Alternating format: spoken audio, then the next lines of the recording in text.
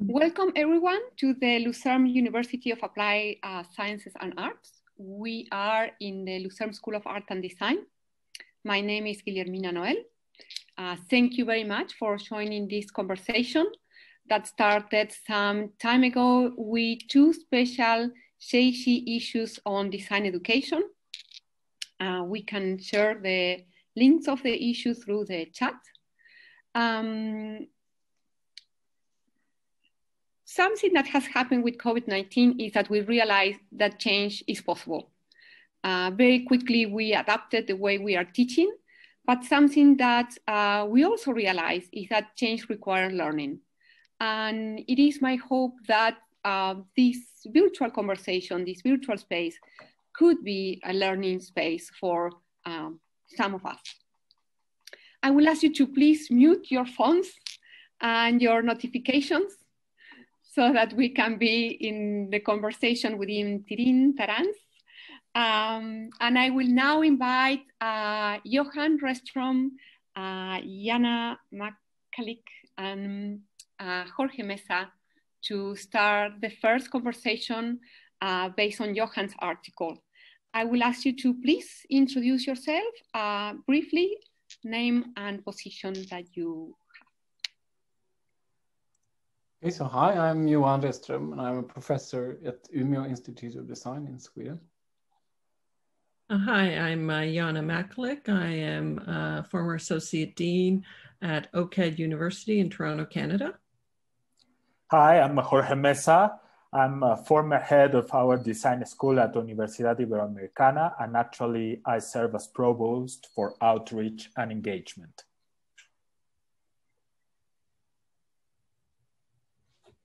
We can hear you, Guille. I'm muted. Jana, do you have questions or comments for Johan about his article?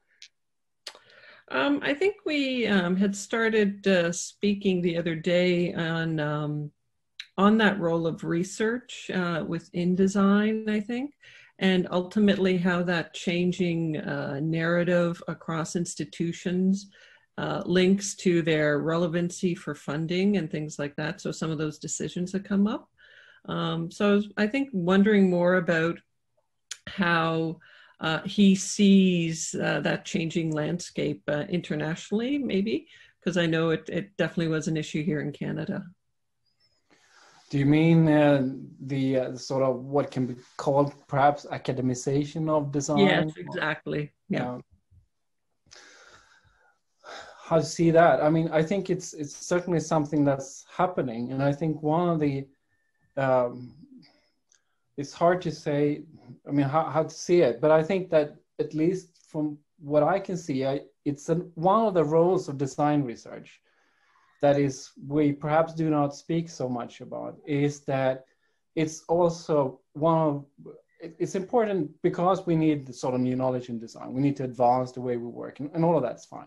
But we also need design research just to explain that there could be another way of doing research, another perspective, both historically and presently, in how the knowledge that we depend on in design is created, is formed, and is sort of cultivated over time. And that differs from much of what's going on elsewhere in academia. And I think, so if we look at that landscape, I think what certainly it's happening, I mean, the accreditation and the requirements and the hiring, and I mean, for instance, the PhD degree has gone in like 10, 15 years from something that was quite obscure to something that you more or less need to have to get a position sometimes. And how did that happen? I'm not sure that I mean, there are simple answers to it, but there's certainly something going on here. Was that what you were thinking? Mm-hmm. Yeah. But perhaps you could say something about what you've seen from your perspective then, because well, I think we sit on two sides of the pond, but I think there are many similarities. So I think OCAD University in Canada, we're quite unique because we have a very strong dean. Some of you may already know her, Dr. Dory Tunstall. And our institution is looking at decolonizing design in a way where it affects our hiring, definitely, as you mentioned, the PhD, and ultimately coming down into the curriculum. So it's interesting where you mentioned the PhD as sort of a requirement for a lot of the faculty. We start looking at what lived experiences our candidates are bringing into their experience of teaching, into their practices, and into their research, because that's what we also want to see from our students, is them bringing in lived experiences. So it's not just a singular sort of skill, as you wrote about, sort of what the expectations, what are the qualifications, and what do they need to learn in class, and what do we need to teach them to design, but what can they bring to that dialogue, that narrative from the beginning. And that's definitely something we're pushing at our institution. And so it would be interesting to see how that is showing up in other places globally. Just a side note on a comment on that. I've been today working on 2 sort of hiring profiles, positions that we will open up shortly. And just the way that things have evolved now to the point where 2/3 of that text is a template we can change. Mm-hmm. And where it lists qualifications and order of sort of order of importance of different qualifications. And certainly lived experience is not on that list. And so I think there's something about this too. I mean, how education is being institutionalized in these forms. I think this example of the hiring process and the politics of the hiring process is super important. And the question is, how do we evolve that? Yeah. I think it's interesting. I think Jorge had talked about that as well at his institution, where I think it's almost flipped in Mexico at your institution compared to, I think, some of the other ones. Yeah, and I would like to say that I agree with Johan in this, let's say, main hypothesis that design is, link all the time with complexity and this theory of complexity. And I love when he says that it's the design practice is how we balance certainty and uncertainty. But I would like to go on this track of course, complexity means this world that we are living in with, mobile populations, the climate change, all this gender equality and inclusion policies, the space and time compression, artificial intelligence, cloud computing, technology. But also we are experiencing in a lot of countries the increase of poverty, violence, injustice, forced migrations, discriminations, and I believe also part of this complexity that Johan creates in this model of use, process, and outcomes or solutions is, from my point of view, like this political view that design education has to have, that each school must have like a political place and values that could share with faculty and students. What are your thoughts on that, Johan? I think that's an excellent thing to bring up. So one of the reasons why I'm interested in trying to unpack how the design education, where I am, I mean, I'm embedded in a sort of Swedish, Scandinavian, European context. And of course, this context has been highly influential, if not even determined, the way that design education has evolved here. So responding to industrialization, responding to the development of the welfare state, and so on and so forth. So if we look back at the changes that's been and how design education has evolved around here, it's quite clear that it's responded to some challenges, but not others.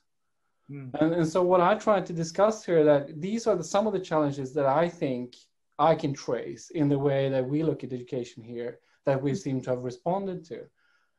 And that the reason I want to see that is also because then you get to see the things we have not responded to. And a lot of things regarding complexity that you mentioned now, that has to do with a world that's changed quite substantially from back when some of these things happened here in Europe. It's a different context. it becomes clear that some of these things are highly culturally specific, both in time and so geography and all sorts of things related to that. And we can't just assume that that understanding of complexity will translate into whatever new worlds or situations we move into. So I think that's one of the things that I want to highlight here is that, I mean, uncertainty, yes, but we haven't addressed all of it, but some of it. And we need to understand what parts we have dealt with and what things we haven't dealt with. And there are a lot of things having to do with diversity, with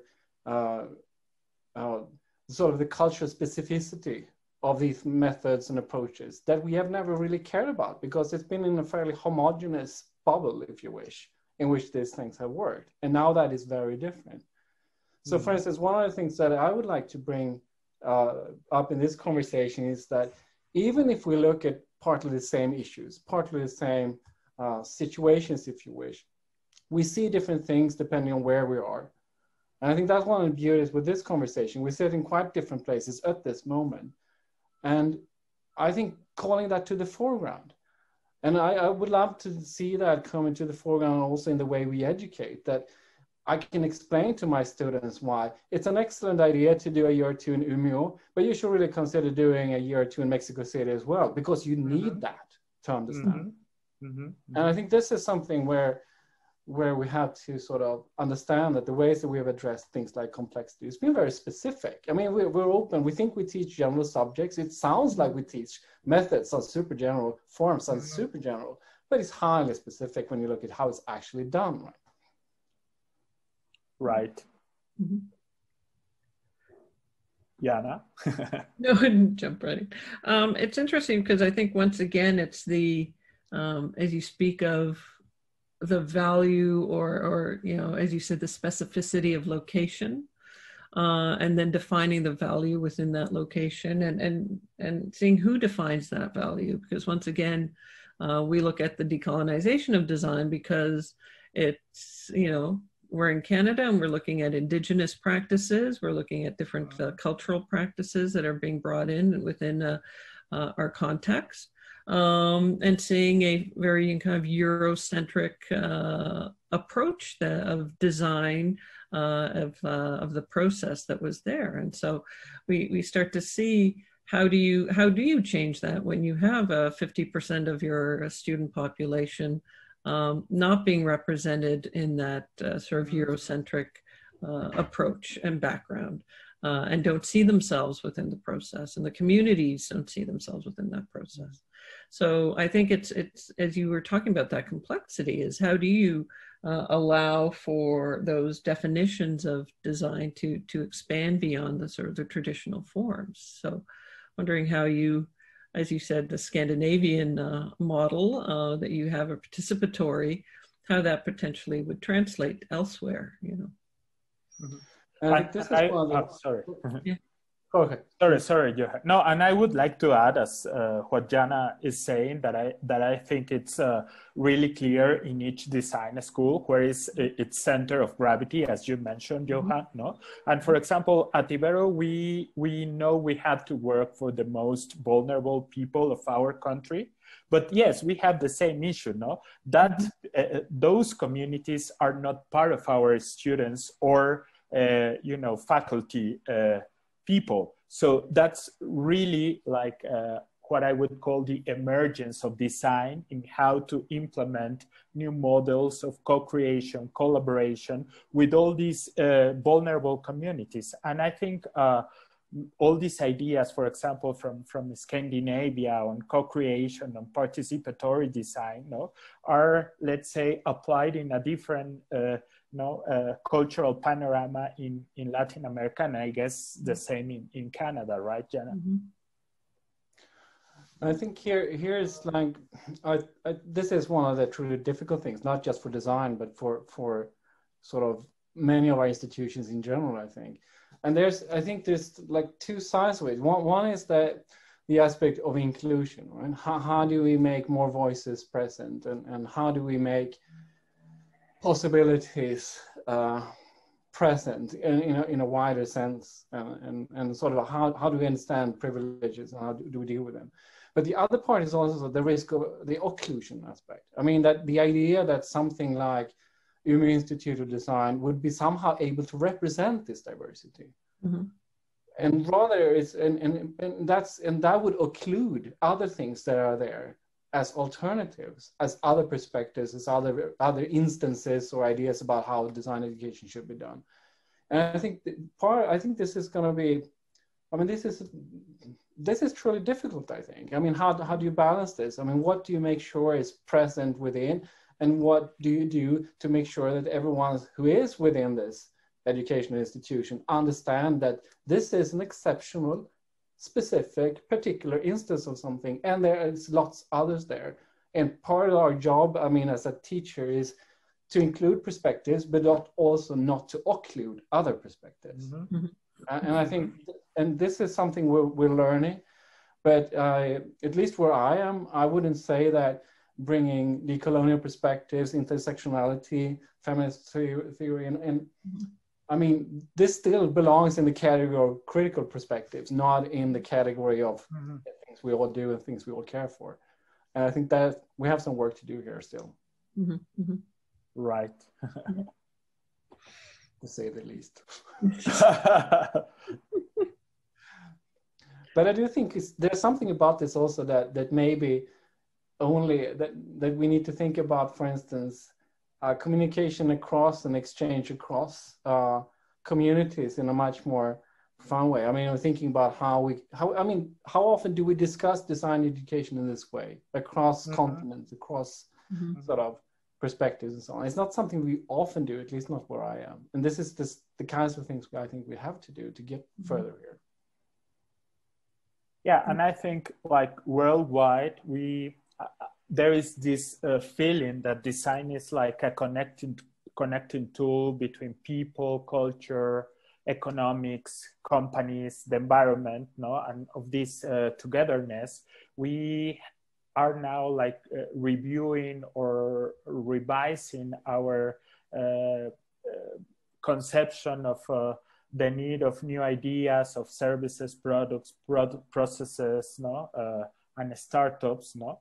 For this new vision of a more, let's say, social justice world, no? And that's why I believe that we are changing from this perspective from user-centered design to life-centered design, no? Like this idea that we are at a certain point, all the designers around the world, no, are gonna start working together, no? And that's, I think, a great panorama for the next years.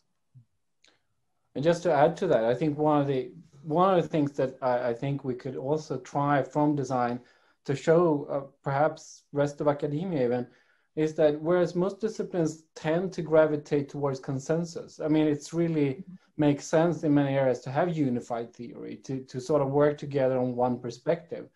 Design doesn't need that. I mean, there's no need to have consensus in design. Things don't get better if everyone agrees that one solution is the best. It's not the way that design works. I mean, not houses don't get better if they all are identical. It's not how it works, right? So we have a real chance of showing that discipline in education, in research, can actually thrive from distances and from the non-agreement between perspectives, as long as there is an exciting and vibrant communication in between, because that's how we advance, right? And I think there's something about this, the idea of difference here and diversity, that we can really present in also to other subjects as something quite interesting, given the world we live in at the moment. And I would add as well that design, no, practice is an agent of a powerful agent in addressing society's most challenges needs, no? And we have this possibility of seeking everyday social transformation, no? But I think that's the other challenge, no? How we are so flexible and let's say with this in mind, with our faculty and students to transform curricula, no? At the, let's say, the speed that it's needed nowadays, right? I like the idea of the life-centered design. As you said, it allows for a greater, as someone said, multi-species consideration. As one note here pointed out, because I think I know from our students that's actually becomes like sustainability, social justice is really being brought forward by a majority of student groups, not necessarily from faculty all the time. It is the push of our students to change. And so it's always interesting to see where the advocacy comes from. As we talked about, OCAD had a long history of advocacy, and so change was in some ways a linear process, but I think at some institutions, it's not so linear. It is an iterative process, as design is, and where students' voices, the community voices, are being heard much more now than maybe in the past have been a viable stakeholders in those conversations. I agree. Mm-hmm. Yeah. Yeah. So There's we are questions. Running out of time. Yes. For the first session, so I will invite you to wrap it up. If you have a comment or a closing, so that we can pass to our second part of the discussion. I think that was my last comment. I think so. Okay, so I will invite now. Thank you very much, the three of you. I will invite Patrick, André, Clinton, and Jean to please introduce yourself. Very briefly, your name and position that you are holding. Hello, all. Nice to be with you. My name is Patrick Whitney. I was Dean of the Institute of Design at IIT for forever, and have been a professor in residence at the Harvard School of Public Health for the last year and a half, and loving it. I'm André Nogueira. I am an associate researcher and instructor at the School of Public Health in Harvard.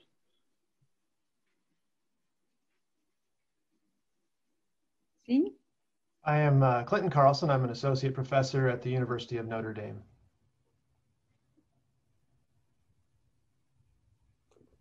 You're muted. You're muted.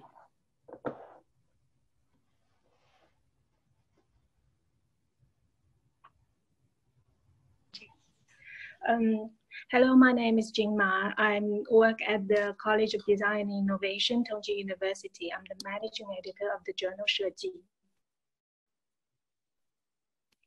Great. And Jean or Clint, do you have a question for Patrick and André? Maybe as the opening question, our audience today mainly comes from the field of design, and it might be helpful if Patrick or André can please first give us a brief idea about what the discipline of public health is about, and are there any similarities between public health and design? Public health is about the health of populations as opposed to individuals. And interestingly, it was formed at about the same time design was, in the 1860s and 70s, when the Crystal Palace Museum and working groups in Europe were being formed. Florence Nightingale and John Snow worked on a very design-related process combined with science to solve problems and build knowledge. And public health is about those two things, solving problems and building knowledge. An interesting question, of course, also for us is what is design? You know. Patrick, go for that.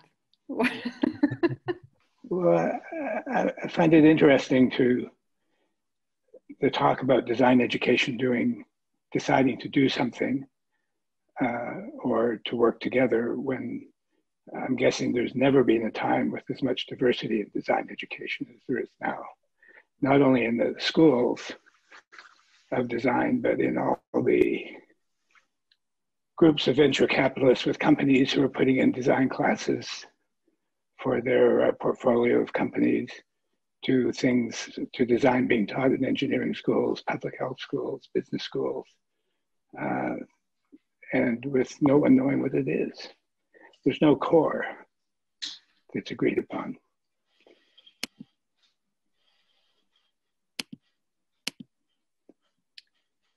Clint, do you have questions? Yeah, I guess in the paper you talk about the need for diversity and specialization. So the diversity you were just talking about of how we have expanded design's applications and education in particular, and yet the need for clarity in our message or specialization within education, kind of with an outward focus towards how we convey design to partners in public health and other places. And you've kind of charged design education as kind of failing in teaching that language or value system outwardly. How do we better articulate a value system while embracing this diversity that we're seeing in our field? We have to decide what's common core and what is where you want the variation. Everything shouldn't be variable, otherwise you'd have no means of progressing or making advancements. Some things should be common. So for example, prototyping perhaps is common to design, not just physical prototyping, but the prototyping of systems and organizations as well. But there's no theory of prototyping that we agree to. We have different ways of calling, etc. Unlike drawing, which architects gave us a theory of drawing, and artists, we know what perspective is, we know what plans and elevations are, but we don't know what prototyping is. We don't have an agreed upon model.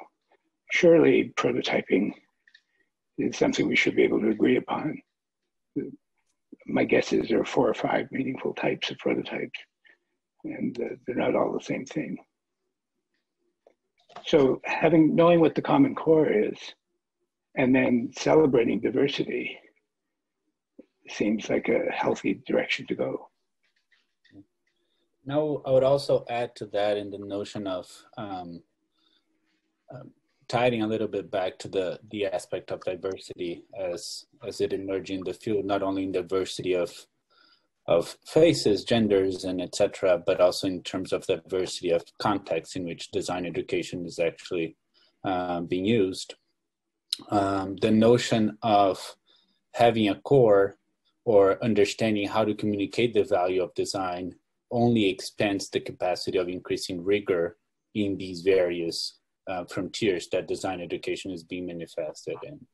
So as you see in many schools, in engineering schools or business schools, you have design being taught into their curriculum, but they are not being taught by designers.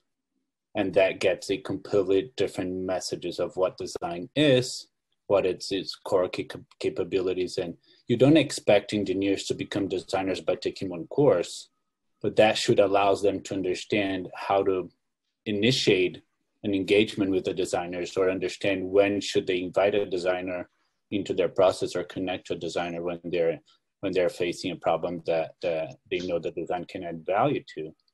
Now that's for the context beyond sort of like the boundaries of the School of Design.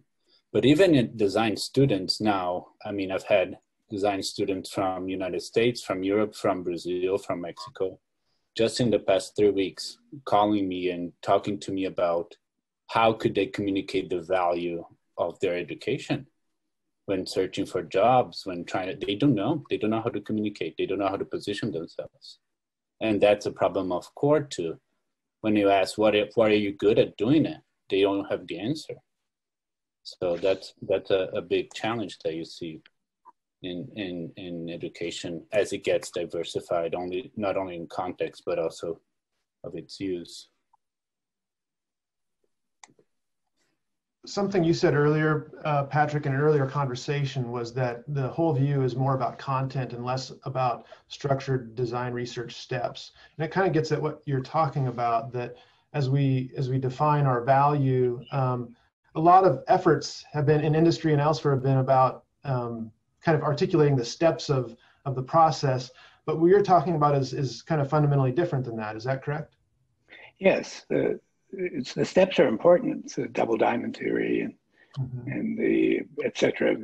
Going back to Bob McKinn and Bruce Archer, there were flowcharts on the walls of steps you take, but it's hard to find any writing on the theory of value. It's hard to find a design school where students know the difference between intrinsic value and extrinsic value. It's hard to find people who can describe what user experience is, other than make things easy to use or be like Apple. How can we spend this much time on talking about experience design of experience, but not have a definition of what experience is that we agree to? It's curious. Makes it hard for students to explain what they do, and it makes it hard for faculty to explain what they do. Well, and even in tying back to the first conversation when we were talking about funding, right? Funding design research and et cetera, that also makes it hard to communicate to funders and et cetera. When most designers probably think of design research as user research and don't think of design research as developing a theory of prototyping or developing a theory of value. Those things are important too. Yeah, which goes back to the notion of methods and frameworks and discoursing or making progress in the field of design, not in the context in which design gets applied. So you see many design research discoursing about the context in which was, and the outcomes and the outputs that contributes towards that particular context, without going deeper and understanding or describing or discussing the use and the rigor applied in the process and the choices made throughout the processes and how frameworks and methods were applied and et cetera, right? So that is also, you go to many of our journals, there's a lot of discussions. There's sort of like a methodology, and then the whole discussion is focused on the context and not necessarily on the field of design.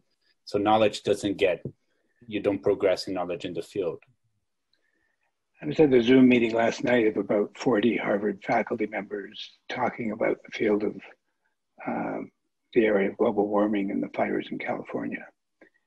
They were, although they were all, not all, almost everyone was from the sciences.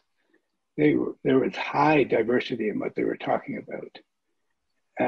And they would identify when they were talking about something they didn't really know about. And you could tell what their area of expertise was. So for example, there was an atmospheric chemist who was able to talk with people who measure humidity in the soil. And there's no lack of diversity in their approach. Just because they have some common models. And they're very good at dealing with complexity and ambiguity and uncertainty. So is design, it's just that we don't know how to talk about it. Patrick, I have a related question to this whole view model. We know that this model is really helpful in helping students, researchers to uncover the diversity of views, perspectives.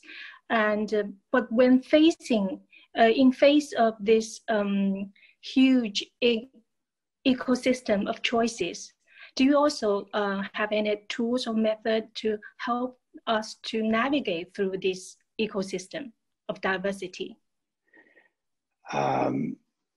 We look at it from a very, very basic point of view, which is who's advocating which dimension for which part of which project, and giving them a means to talk with each other.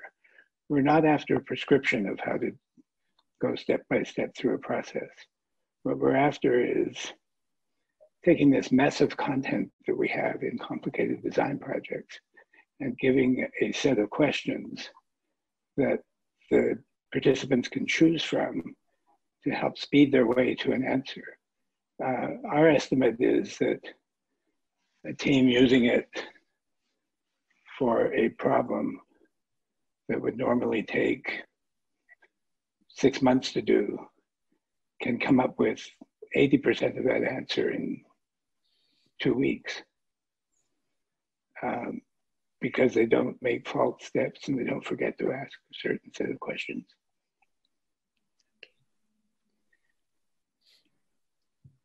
And I think that one of the key point here is to understand it's to provide a structure for that, for progress in a non-linear manner. And what we mean by this is that rather than take steps, they are linear. The idea is to bring these different perspectives and evolve them as a whole. So as you're evolving into one piece, you understand how it connects to the other piece, and you have to evolve in the same pace as you're evolving, right? So if you're evolving on the offering part, you have to understand what are the implications of that evolution in the operations as well as in the value creation and etc. And therefore, you're constantly playing around and shifting perspectives as you're evolving towards the idea or towards the purpose of the change that you want to make. So it's understanding how you make progress in a nonlinear manner. And that goes to your question, Jin, which is the notion of when you have many choices, what choice should you make? Understanding the fitness between these contents as you're evolving, help you then understand what should you be prototyping, right? And then going back to those notions of prototyping, as it should be able to, obviously not all of prototype is not a pilot, right? So you're not piloting the whole thing, but piloting parts of it. If you're piloting value creation, if you're piloting operations, if you're prototyping value creation, operations, or offerings, or user engagement, then you can go back to the model because it serves as well as a management to make progress in your. In the last 3 weeks, André and I have had 10 conversations with 10 CEOs in Brazil, and they're trying to come together to find some social action they can take to do with learning or the environment or healthcare, et cetera. And we used the whole view as the structure for doing that. These conversations were an hour long each, and it was amazing how well it worked, partially because the lenses that are in it, the frameworks are common. Everyone is familiar with them. What they're not familiar with is the way of building bridges between them. But it's very quickly learned. So we're moving into a second phase of that work now.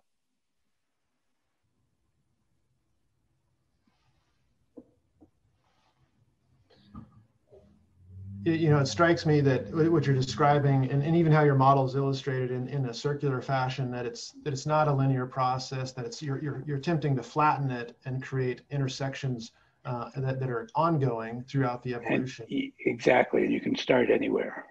Mm-hmm. The other thing that is quite particular about the framework is that it puts well-being at the center.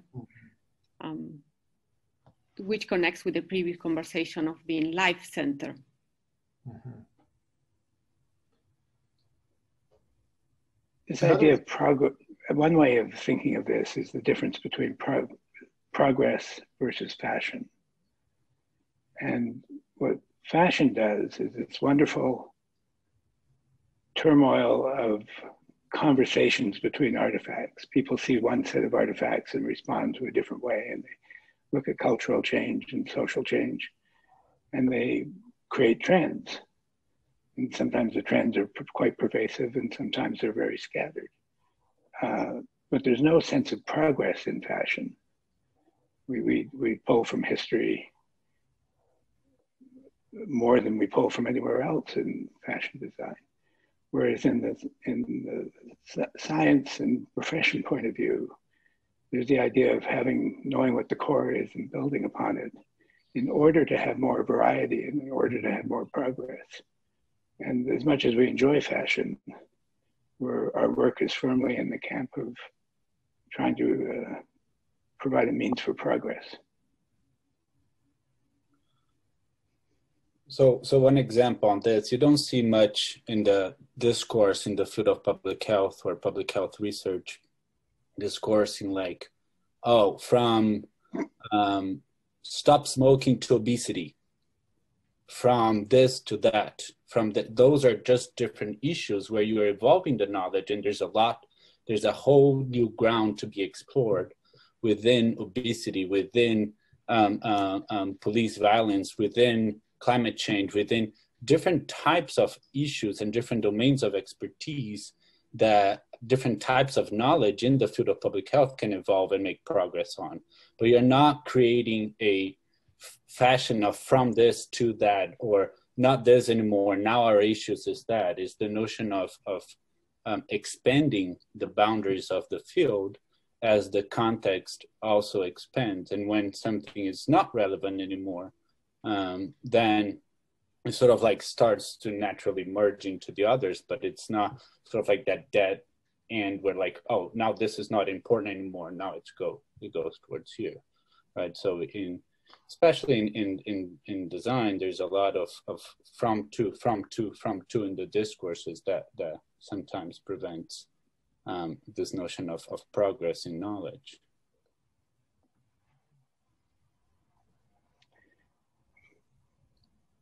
So an example of the diversity it can lead to is we're using the same framework with the CEOs in Brazil as we are with people on the ground in India, and figuring out why tuberculosis patients are dropping out of their medical protocols at each of the 5 critical steps of treatment.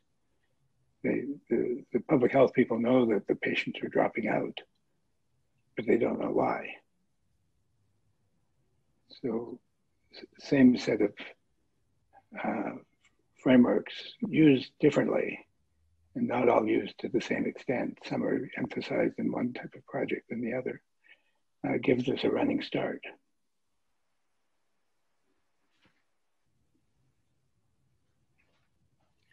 We have a question from Ashley asking, what is the most important job that design needs to do well now? The most important job? Mm-hmm. Figure out what it is. Okay. Good. And then we have a question from Carol that says, does that mean that the meaning of the word design is fashion design fundamentally differs from the meaning in engineering design? I don't know. We don't spend a lot of time at that question of what is design. Mm-hmm. What we're focusing on is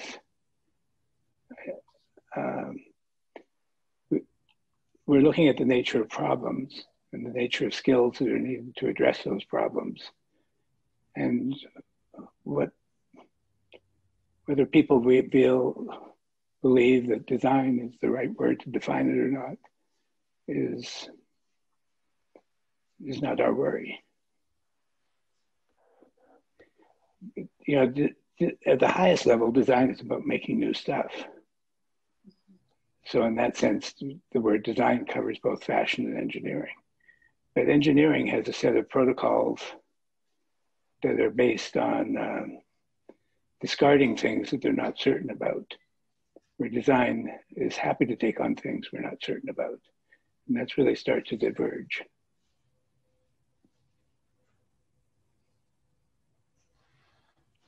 Okay. So we are getting to the time of the end of this part of the conversation. If you want to wrap it up, how would you like to close it? Jen or Clinton, do you have something to say? I guess my last kind of thought is that you know, we're talking about moving the conversation back to the schools and in this session, and it strikes me that there's a similar kind of theme coming out of what Johan talked about, of just like broadening a conversation and reaching across and fostering more and more dialogue. And it seems like what you're trying to do is, with the whole view, is start a conversation that reframes us focuses us on that idea of frameworks and methods and kind of that realm. And I guess, yeah, I think my question is kind of thinking back the whole view. What about, how does that apply to us as a field? How do we foster this time period where we're in? It's really polarized and foster kind of this flat conversation that can be entered in various diversity. I just think there's a lot of similarity to the previous conversation. Maybe you can speak a little to that of where we're at right now as far as. Well, very quickly, we can learn from public policy. There used to be hundreds of schools of public administration teaching school principals and cops how to be good civil servants. There are now still hundreds of schools of public administration, but there are about 30 schools of public policy aimed not at cops and principals to schools, but aimed at people in the State Department in this country or in government and ministries of trade in Denmark. And what they did is took the field of war stories and experience and the life experience of people who had it, were relaying their life experience to students.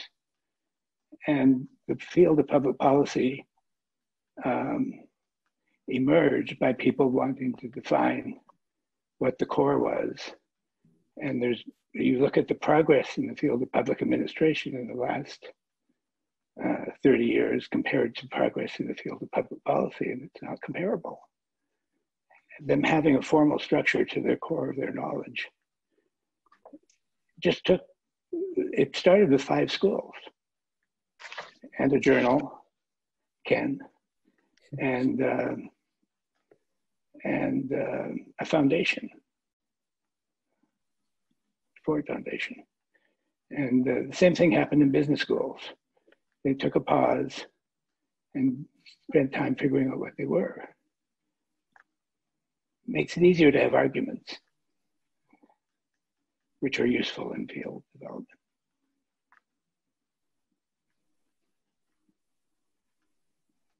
Good.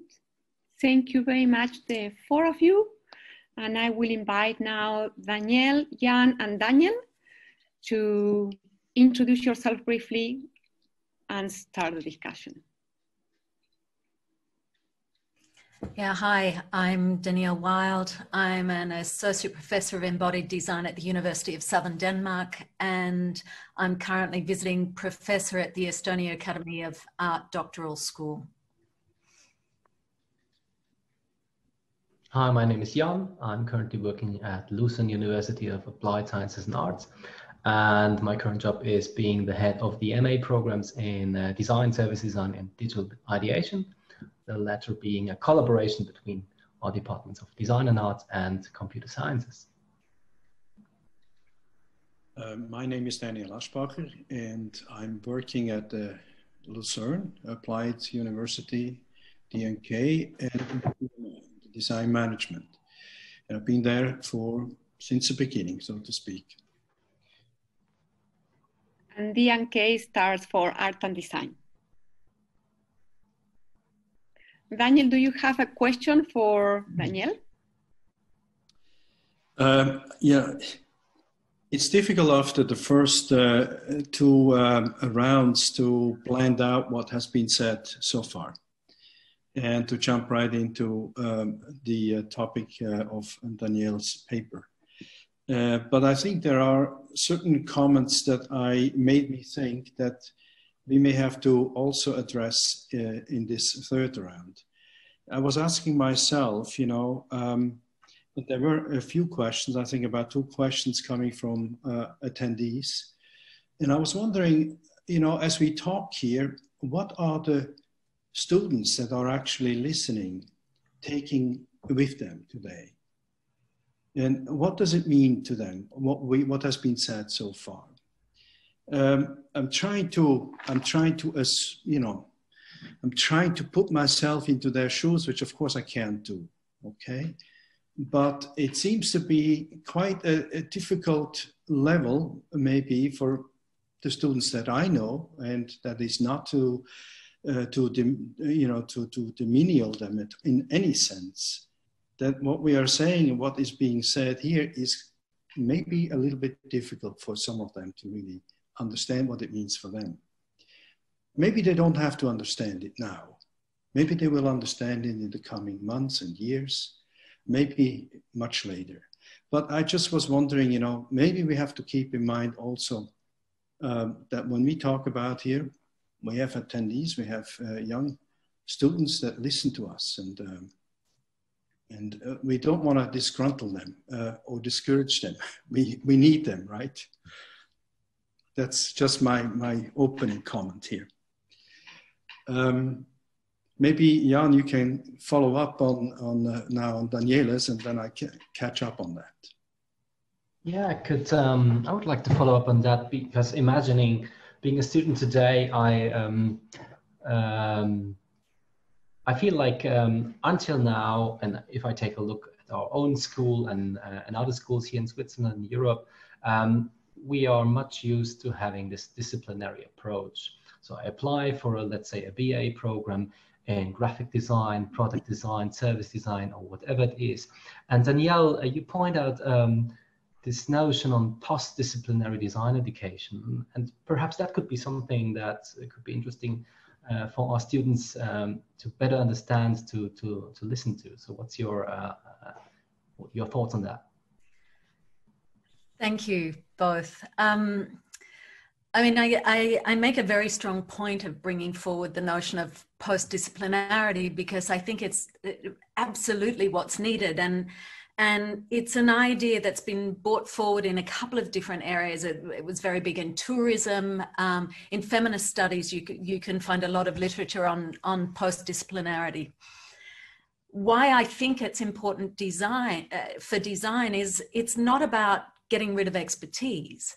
It's not about not having the deep knowledge to be able to do what an architect does, or do what a fashion designer does, or do what any other kind of designer you are interested in being or having as your entry point into design. But what it's about is really looking at, we cannot, if design is designing new things, whether they're artifacts or systems or services or whatever these things are, we cannot design them the way we have, because the way we have been designing has gotten us into a lot of problems.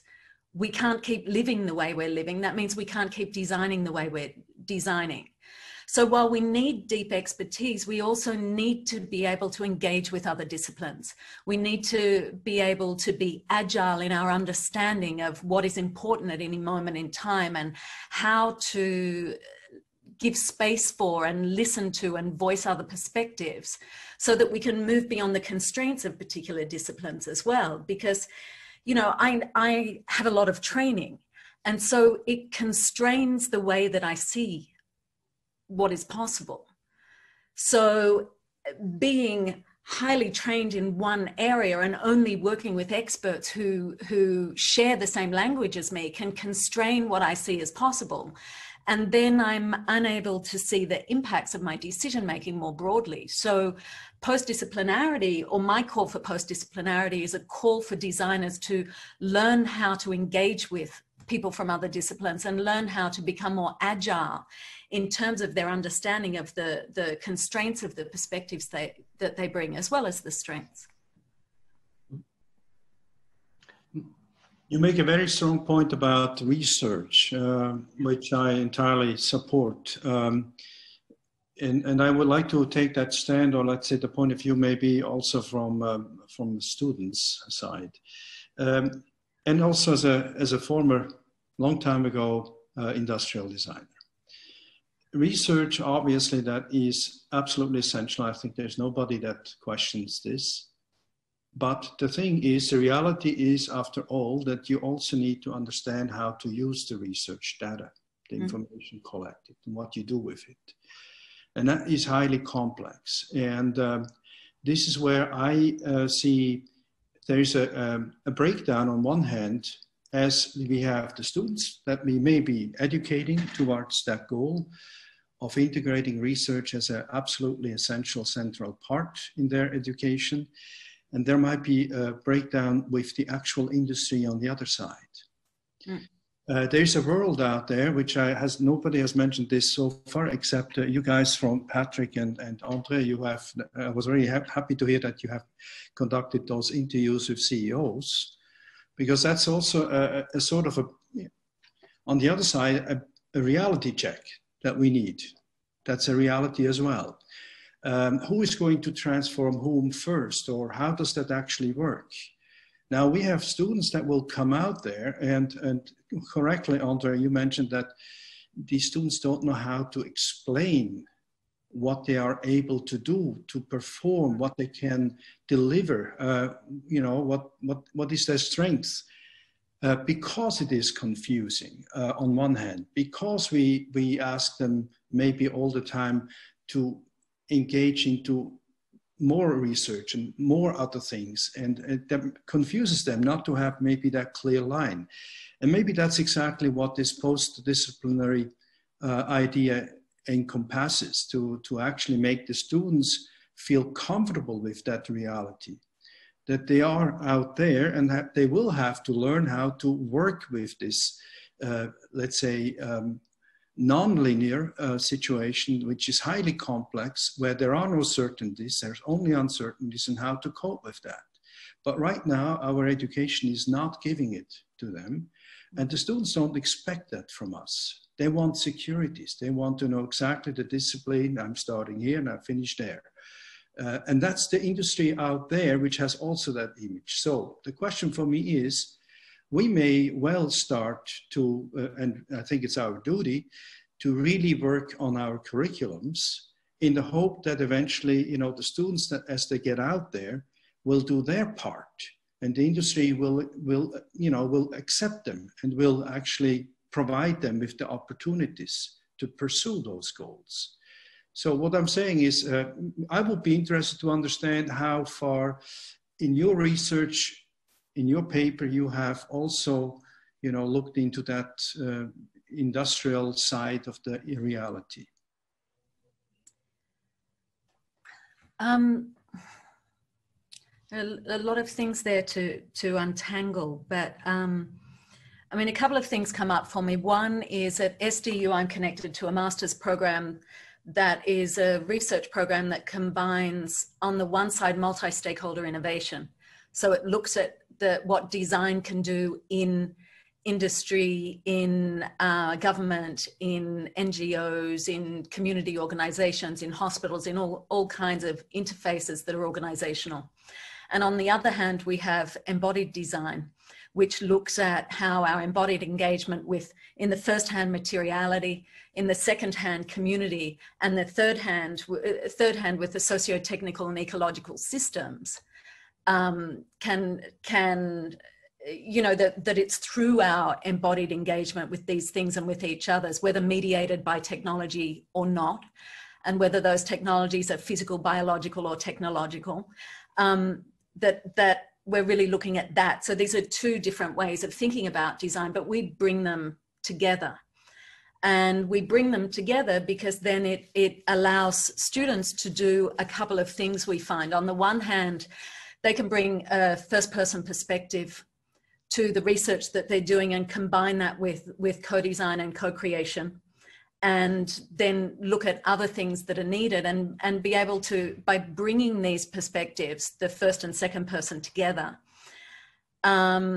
what it makes possible are other kinds of conversations around the situated experience of stakeholders and the validity of and impact of the situated experience.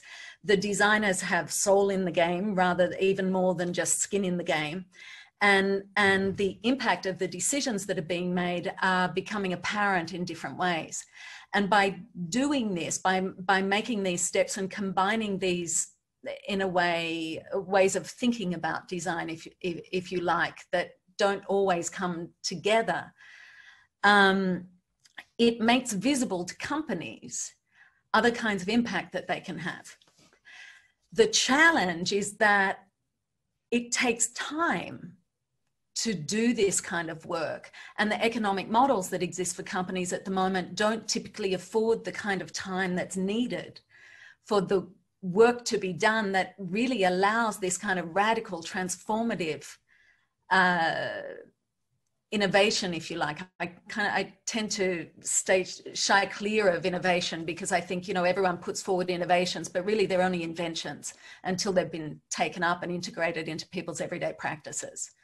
So if we can combine the everyday practices and have kind of bottom up, and then, you know, the companies, sometimes they're supporting bottom up, sometimes they're the top down, and we can think about these different ways of where we are when we enter into the conversation and how we can provide space for the different stakeholders, whether they're bringing personal expertise or professional expertise or whatever combination of those to the table, to the conversation. And I don't think it's about flattening hierarchies per se, because it's not about a flat conversation. I think someone said something interesting earlier, that the idea of, you know, like if we can have lexicons that help us understand the differences in the way we use shared vocabulary, not to flatten them and make them the same, but to enable us to maintain our points of difference and to hold on to those, but also collaborate,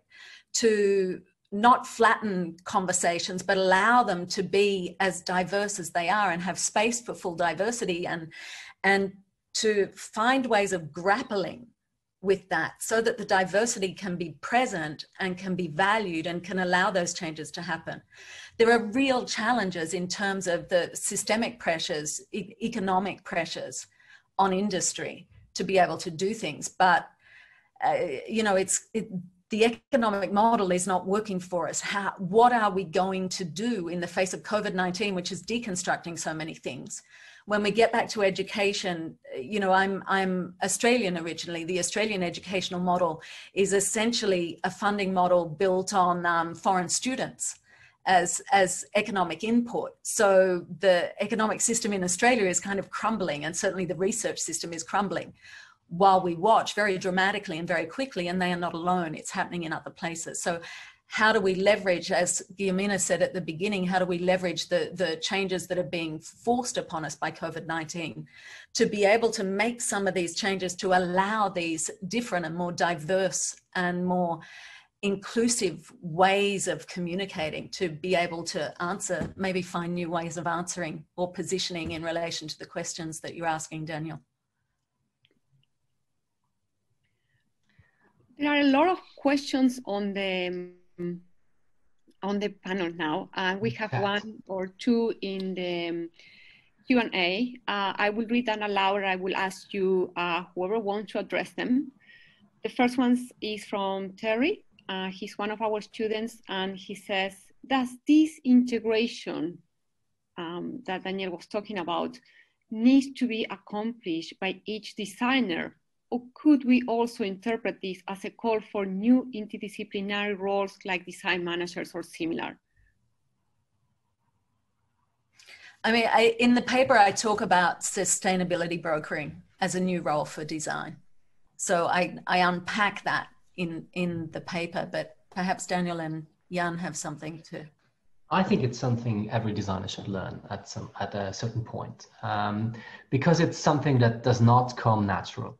I was following some of the other questions in the chat as well, and there's a lot of people asking, how can we integrate that sort of perspective into design education? How can we enable our students or graduates to connect to other disciplines as well?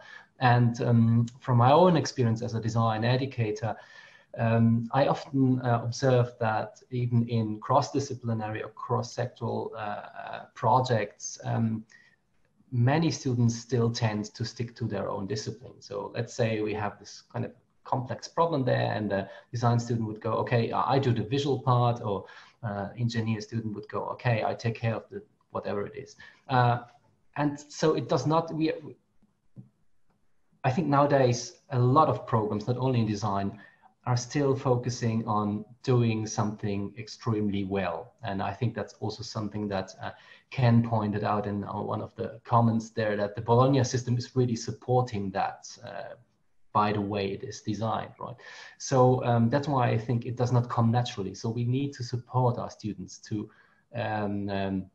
extend the vocabulary in order to connect to other disciplines, maybe also shift away from that kind of problem-solving perspective that so many design students carry with them, and think like, okay, let's do this, let's do that, before actually framing the problem really well, or before conducting a critical analysis of the situation. So these are things I think we need to support in order to give them, let's say, a new or an updated skill set that they can bring into such collaborations. Good. Yeah, I would say this idea of acting as a broker or in a brokerage position, that I find is really interesting, and I think that's how designers should actually see their roles. But traditionally, I don't think that's the case. I think traditional designers are individuals who tend to try to get something done by themselves in the first place. And the idea of collaborating with others, I think is maybe for many of them very difficult. And of course, it also has to do with the age, with the maturity, very much so. There is also the risk, and I think it's very complex. I mean, I saw what Ken was writing about the difference between the Bologna system here in Europe and in the States. The fact that we do have a Bologna system that is very curtailed, very short, is not helping to actually engage into the freedom of exploring, or to be, let's say, more open and less fearful maybe to try things or different pathways. And at the same time, we are in this corset that we would like the students to maybe become more, let's say, interdisciplinary, excuse me if I use the term this way, but in the term as Thierry, the student, was maybe asking, I like that, but at the same time, there are those cornerstones of our educational system, which are very difficult to ignore. They are there, okay? That's a fact, and that makes it very difficult. The brokerage also means for me that a student has to acquire an enormous maturity, not just by studying, by learning, by researching, but it requires also maturity to be able to actually become a communicator, more than a communicator. It's a lot more than just, it's negotiating, it's communication, it's diplomacy, it's everything. This is a tremendously difficult job to broker, to be in that brokerage position. And I think the question for me then is also, what do we have to do in order to help students to get to that point? Most of the students inscribing to the programs of designs, I would imagine, are students who like to create. The notion of what it means for them to create is something we have to expand. I think it doesn't come naturally to young people to understand that creation is far more than creating objects or, let's say, visual elements, but creation is far more extended. And I think that's maybe also something that we will have to understand, to bring across to the students and early on what design in that sense can bring. Perhaps the sentence that Johan has in his article, that we have evolved from making things to making things possible, is a good thing for students to start working, and also for instructors, not just for students, to start adopting, because that shift explains what's going on in design very clearly. We have more questions. It would be nice if we can address most of them. I will invite all the panelists to feel free to answer them. Joel says, do you think that there will be a shift in the general understanding of the importance of designers because of the pandemic?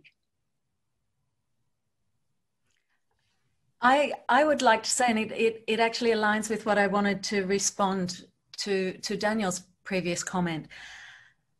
I think there can be a shift, but it's up to designers. We need to make visible the difference that design can make. We cannot assume there are still broad swathes of the population, including amongst design students, who thinks that design is about making new shiny things. No. You know, design is about making a water bottle fit for interplanetary space travel that you're just going to take to the beach.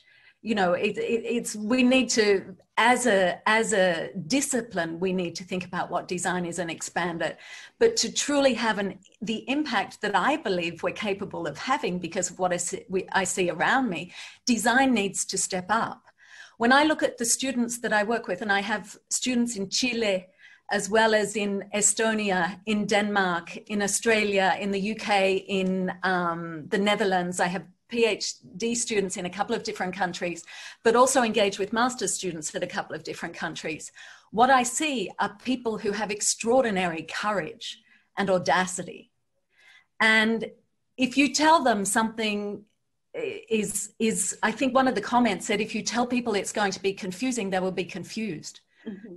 But if you bring forth possibilities as real possibilities and just as if it's a normal thing, ask them to do something. I watch students from all kinds of different socioeconomic, cultural, geographical backgrounds do absolutely extraordinary things in terms of the way they approach companies, they approach organizations, they approach vulnerable stakeholders with great sensitivity, extraordinary maturity. And they learn how to be kind to each other as well, as they make these steps and learn how to do things. And they do things that I don't know if I could do because I've never put myself in the position to try, but I, in a way, challenge them to step up with the things that I believe are important. They're not constrained by the life experience I have. Many of them are much younger. They're much more present to the impact that the things that we're facing. I mean, the pandemic obviously is incredibly acute in its urgency, but the biosphere emergency is no less acute and no less dramatic in the impact and the demand for changes that we have. And yeah, my experience is just allow them to be bold. Don't even let them know you think they're being bold. Just allow them to be and support them and help them understand how to be kind to themselves if they don't quite get it right, and be kind to each other. And then they do crazy, beautiful, brave things, the kind of things that we need from design. Eduardo Morales asks, is it desirable to replace the different disciplines of design, industrial, graphic, digital, etc., with one more center and holistic design? Is it profitable for academies? I can't really speak to that from my position as an associate professor. I'm sure some more senior people would have some opinions on this, but I'm not advocating to replace specialization or expertise. I'm advocating to understand that there is a place for expertise, but there is also a place for challenging the confidence of expertise, and that we need to raise those challenges.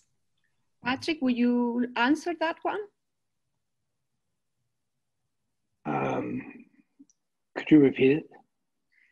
It was erased, but it's on the panelists too. Or Eduardo, could you please resend it? Sorry. Where is it? Okay, is it desirable to replace the different disciplines of design, industrial, graphic, digital, with one more center and holistic design? We certainly don't want to replace the traditional ones. It's not the names that define what they are, it's what we do, it's what we work at. And, you know, an example is human-centered design. It started off with a very broad concept of what designing for humans would be, and it descended into a very narrow area of cognitive human factors, usability and ease of use. No one thinks that's what constitutes human-centeredness. So I'm not a believer in that, in an argument about names of things. Good. Excellent. We have lots of questions. Sibile asks, how can we bring that cross-disciplinary approach Danielle mentions into the curriculum today? And I invite all the panelists, not just the last three. One of the things that I think it's interesting, even in the conversation that Danielle brings, and also with the things that we were talking a little bit before, which is the notion of the value that designers bring in terms of what are their capabilities, right? So as Danielle was pointing, and it was part of my dissertation as well, this notion of brokering, right? And brokering, negotiating and helping facilitate or mediate, whatever verb you want to bring to this. Carlos Teixeira worked this on his dissertation as well in the beginning of the 20, like I think he finished his dissertation in 2004 as design as a knowledge agent and therefore a broker. But I think that that's one capability, right? So that, for example, in that Danielle, you brought the notion of students designing shiny objects or envisioning those things. I think that it's important potentially to separate the purpose of what they're doing and the capabilities that they use to design shiny objects. Those capabilities are extremely important nowadays. And brokering is one capability that is useful in certain contexts, but being able to design shiny objects, but that capability applied to different things it will be as useful as the other, right? So being able to understand the different capabilities that you as a designer are developing in a educational journey or in an engagement, and the different types of knowledge that you utilize, whether this is tacit, explicit, implicit, or operational, whatever type of knowledge that you're using in your individual or collaborative or collective journey, but being able to be conscious about that and be able to articulate those things, I think it's a critical aspect to the interdisciplinary context, because then you're able to negotiate, you're able to establish boundaries of how far can you go, or what is that in-between space where both of us can actually agree, and etc. So I think that's one of the things that is important. Jorge, go ahead. I believe that it's also like the perspective that we, let's say, we start from now. Like sometimes it's more design based on, let's say, solutions, and sometimes you could have like an approach based on needs. So when you train the students to love or be passionate about the needs and the context, then the evolution, and I wouldn't care if it comes into an industrial product, a service, or whatever design area is, no? Because that's the way you are planning. For us, it's more like a strategical way of understanding design, no? And how you need to pair or get related with others to solve this situation, or give a possible way that you could enhance or let's say focus your profession in a way to solve certain needs. So, and I feel that also designers are like entrepreneurs itself. Like they want to find out the resources and the way when they have a love or a passion in a certain need, no? I think they are the ones who are advancing the design profession. And they are the ones who are given the new names, are exploring the new ways of like collaboration, integration, development of processes around the world. And I think this entrepreneur designer is like the one that we need to focus on each school, to have the tools and the models and the education models to bring up all this entrepreneurship feeling that each student has. Thank you. There is another question by Chris Myers who says, how does the strategy of crafting understandable narrative fit into the idea of the practice of life-centered design? How does the strategy of crafting understandable narrative fit into the idea of the practice of life-centered design?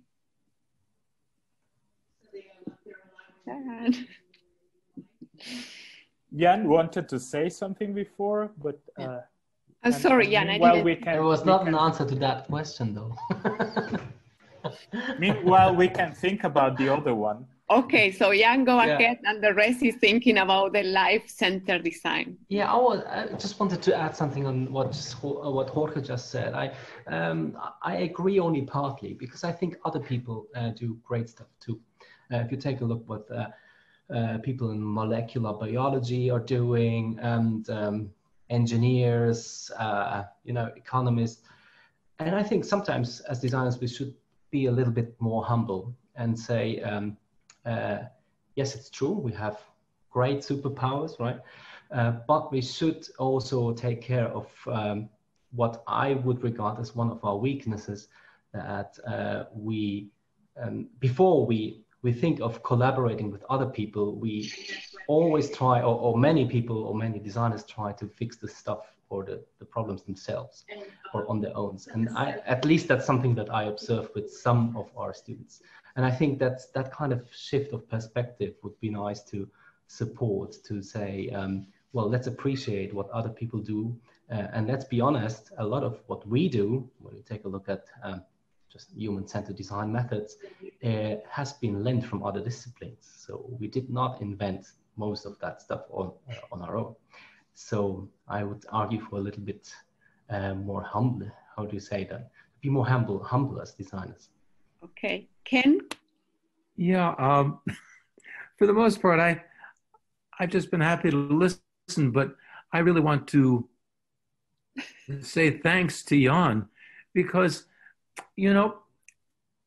I find, and this is especially something that I see as a journal editor, all the stuff that we need to know as designers.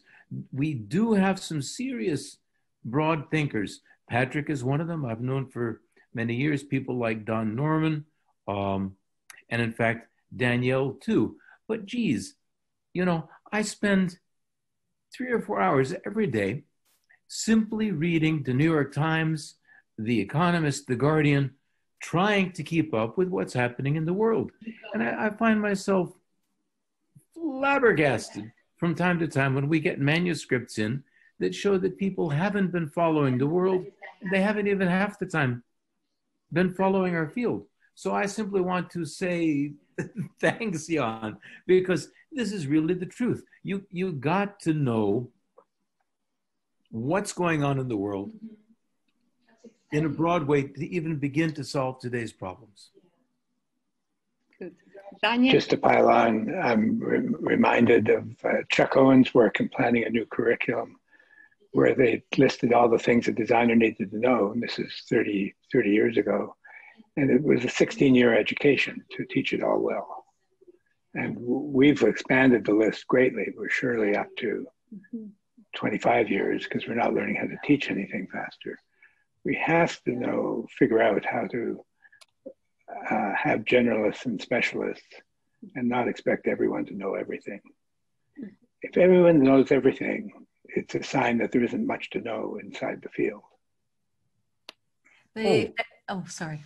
If I could say, I agree. I'm not saying that you have to know everything, but you have to understand that there's problems out there and be able to think about them. That's absolutely. Couldn't agree with you more. Thank you. If I was going to respond directly to that, but I think segueing back to Andre's comment might help me to do that in a way that ties them together and brings us back to the question. All engagement with anything that is designed is situated. It's situated in place and it's situated in the body. Yeah. And we cannot know what someone else's experience is. And it comes back to the notion of humility. We need the humility to acknowledge that and be able to try to somehow use strategies to approach that knowing, to find ways of helping people to articulate or negotiating through designs that are emerging in process to do that. And as we do that in making shiny things, in making, there's nothing wrong with making shiny things.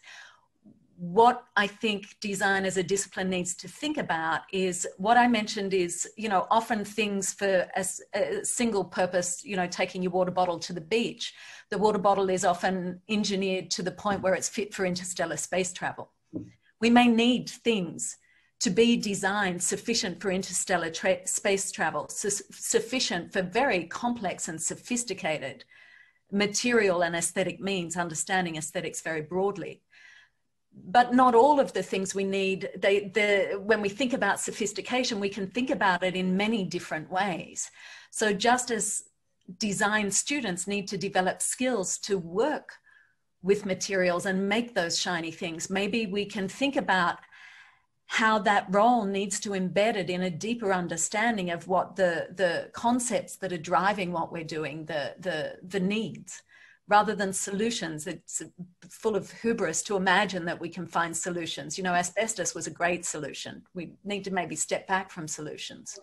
And think about what kind of choices that we're making. So conceptual, material, theoretical. When I ask my students to think about the contribution of their work, whether they're doing research or not, are they making scientific contributions? Are they making cultural contributions? Are they making designerly contributions? I would expect that they are. Are they making methodological contributions or, theoretical contributions? And if they think through these things, it can help them to think more deeply about what they're doing. And then as they make material choices, which they inevitably will, no matter what they're designing, then I suggest they ask, is it edible by something, somewhere on this planet? And if it's edible, how long does that process take? And what is the transformation process it goes through? And could that be seen as an attribute that could be used in this design, or is it an impediment? And therefore I need to go on to another material. And if we put that as a first criteria, then we are fundamentally embedding our material practices within the ecological systems that we're part of. And then we can cycle back to the question of narratives and crafting narratives. So we're crafting the materiality, we're crafting it within the ecological context, within the socio-cultural, ecological, economic, geographic, all of those situated contexts that are situated in personal experience, as well as family, social, city, world, planet, whatever else. So I think all of these questions kind of come together in those considerations about what design can be. And if design does what it does well, but opens up where it thinks the boundaries are, then perhaps we can start to bring these different threads together in ways that might be very productive. Good. So now we go back to Chris Meyer's question. How does a strategy of crafting understandable narrative fit into the idea of the practice of life-centered design?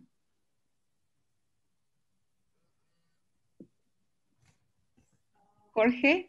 I think following what Danielle was saying and what Peter Mandeno is saying in the chat, I think this is like an upper level. No, we have to understand like the complexity of human beings. What you said, Danielle, I love it. No, each human being experiences in a different way, feels in a different way, acts, thinks, speaks. No, and we are complexity. I think it's like the genetics of human beings. And I think this idea of getting all these concerns about design nowadays and scale up another level into the conscience of human beings as part of a collective, for me, that's the idea of a life-centered design, where we are integrated in our societies, cultures, world, environment, no? So this complexity of each human being, now it comes into this idea of tribes, communities, well-being. And I think, as you said, Jan, we need to be humble, but all professions need to be humble, because nobody is gonna enhance this world and create a better way of understanding if we don't stop this idea of specificity in each profession, but open our souls, hearts, and knowledge to understand that we have to work and walk together in this century. I think that's a great challenge, this transformation from user-centered, because I think we haven't finished exploring that complexity of human-centered design, into this next step of life-centered design. Thank you, Jorge. There is a question by Ida, and it says, I totally agree and have been working in bridging servant design with entrepreneurship, innovation management, sociology, etc. However, funding bodies tend to restrict design within former boundaries and do not support projects that illustrate how design adds value through interdisciplinarity to other areas such as design for health, design for policy, etc. How can we promote post-disciplinarity within design research funding bodies? Jana, perhaps this is a question for you. You have been working on this in Canada. Sorry, I had a bit of an emergency occur, so I've missed a part of this conversation. So can you ask the question again? Sorry. The question is regarding funding and how can we ensure that funding bodies, such as SHIRC in Canada, will fund interdisciplinary projects that relate to design for health, design for policy, legal design we have now, and things like that. Well, ultimately, it comes back to the advocacy of the leadership of your institutions. You know, I think within our institution, if it wasn't for our president at the time, Sarah Diamond, constantly getting on the board of SHIRC, getting onto the board of some of the funding bodies and advocating for design as a field, because in many ways, fine arts was being recognized in certain funding bodies, but not design. Design seemed to, unless it was architecture, did not have that kind of advocate. So it does come down to, unfortunately, leadership roles, leaders, deans, provosts, being out there and advocating for within those funding bodies, within government organizations, needing to in some ways, sadly, use the terminology that the government or, you know, at one point everything was digital, then everything needed to have engineering within it to be able to link to nomenclature that others could understand, that they could relate to and understand how design is integrated within those fields. Rather than, once again, just taking ownership of what design is or can be, it needed to have another field's association to give it relevance, which is, I still think, a fight that is ongoing, unfortunately. Good. Let us go for one more question and then we will start closing.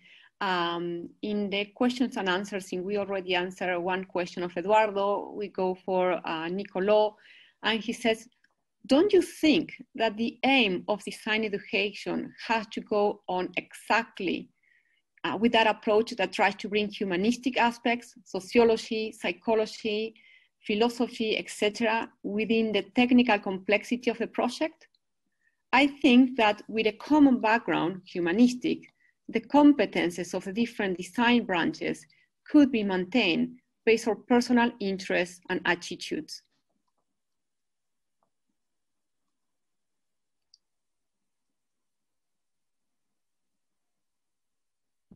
Silence. No, Daniel. First of all, I had the same kind of reflection before. What is the baseline that really unifies let's say, the approach that we will have to take to manage the transformation as important, as life-saving, as significant as it is for humanity in the next years to come. And I think, I do think the skills that we do have and that our students learn, those skills, they are real, and I think we need them, and there is no reason why we should discard them, or as Ken said, or as Patrick said before, it's not the names that decide or determine, somebody's capacities.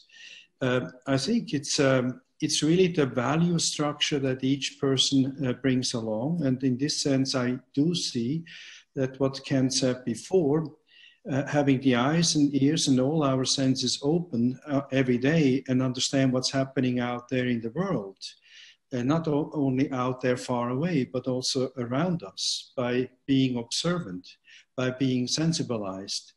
I think this is the foundation to actually build, let's say, a philosophical idea or value structure for each one of us. And I think that's a foundation that we have to find with students. Now, we cannot, here in Switzerland, I think it's very, very difficult to encroach on that and to have an impact on that in our 3-year bachelor or Bologna system.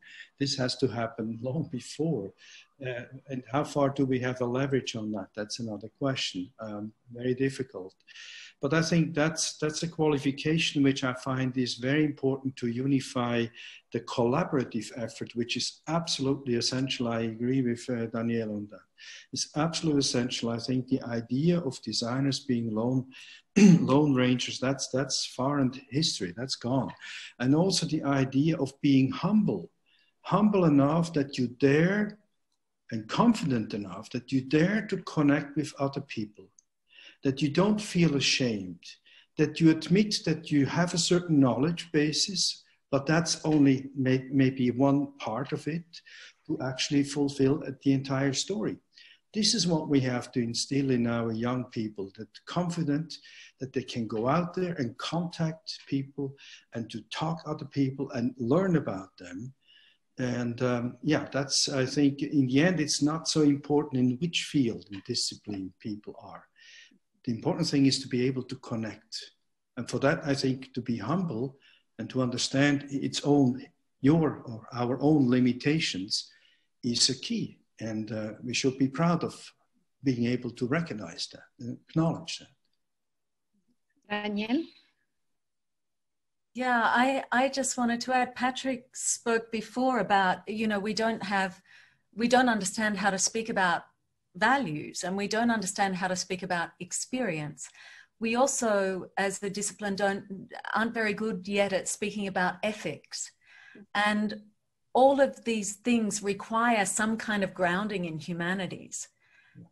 And whether that grounding comes through really rich conversations and engagement with specialists in other areas, or whether it comes from deep reading of yourself, in many regards will depend on the circumstances or the makeup of the team or the context, in which you're working, your capacities, professional and personal, in terms of the time and your strengths and what you want to make stronger or what you're already really good at, and just negotiating those things. So in a way that comes back also to the question of narratives. What is your narrative as a designer? And how with each project might you expand or challenge what you think your narrative is, so that you can continually craft it in an emerging, this beautiful Tim Ingold speaks about how a craftsperson, each decision that's made is informed by what the material does as you engage with it, as you make the next decision. And it's not just materials that we craft, it's our pathways and our pathways as designers. Good, so we will start closing. If the panelists have a comment, go ahead. Otherwise, I will invite Ken, and we will move into the closing. So if panelists has a comment, please go ahead. I love the idea that came up towards the end, which is the audacity to do bold things and the humbleness to know you need other people. Mm-hmm. Can you repeat that, Patrick? I'll try. The audacity to do bold actions and the humbleness to know you need other people. Very nice. The humility that you need other people. Nice. Okay. Ken, shall we start closing?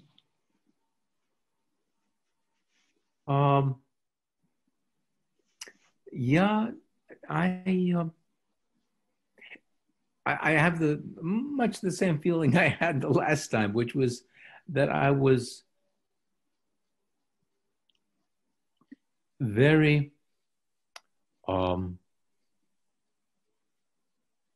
interested in the issues that came up. The thing that is great about these kind of Zoom meetings is you get to sit together with terrific people from all sorts of places at the same time. But the thing that's horrifying and frustrating about Zoom meetings is then you'd really like to be able to sit together with folks in the same room for a few hours and break for a bite to eat and a beer and then come back and talk some more. I want to say thank you so much. For me, one of the things that is really nice about these events that we've been doing is that it adds a very different dimension to the sort of endless flow of manuscripts that Jin Ma and I deal with every day. Good to hear voices, good to hear ideas, and very good to see the ideas bumping up against each other. So I simply want to say thank you so much. I can't remember what it was that triggered me, but when somebody was speaking a couple minutes ago, I remembered one of my favorite poems by the great poet Han Shan. I dug it up, I copied it, and I pasted it into the chat box to share with everybody. So thank you all. And again, thanks, Will. You are welcome. I would like to rescue for the closing the comment of Patrick. It is not the name, it is what we do. And I think that we need to reflect a lot on what we do and particularly on how we are doing it. The idea of experience came a couple of times. That design is situated and that what we don't know what someone else's experience, hence we need to be humble. I think that perhaps this is a message for not only students, but also for instructors and also for leadership. I mean, for funding agencies, all the people involved in design, they need to learn to be kind, to be humble, and to connect. That also includes learning from others and with others. So I would like to close now here. I would like to thank you, all of you profoundly, all the panelists and all the people attending, students, colleagues from different countries. It has been a pleasure. Thank you very much. Thank you. Thank you. Thank you. Bye-bye. Thank you. Bye, everyone. Bye-bye. Thank you. My pleasure as well. Bye. Bye-bye. Bye-bye.